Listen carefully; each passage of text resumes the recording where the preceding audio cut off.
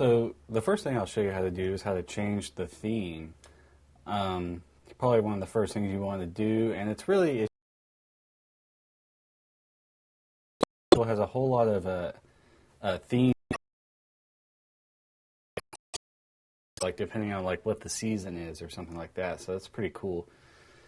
So to do that, just go right here to select theme, and this page right here, which you'll see there's a gadgets and themes tab, and we'll be looking at this a lot when I start showing you the gadgets.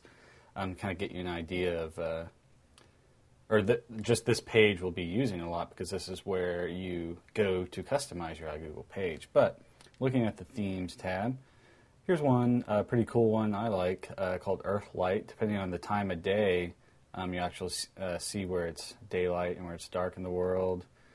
This kind of abstract one, and this one too will change over time. It's not just going to look like this. It's going to change, just like this one's changing as the day goes on. Supermoto Mayhem, Adventure in Lollipop Land. There's just a whole bunch of different themes. Hong Kong, bus stop. You see, we've got like pages and pages of themes. And kind of solar system, winter village, springscape. And they change throughout the day, like this beach one. It's one I've used before, and the sun actually sets at night, so that's pretty cool. Of course, the classic. If you don't really need a crazy theme, then you can just stick with the classic theme. Sweet Dreams, Tea House.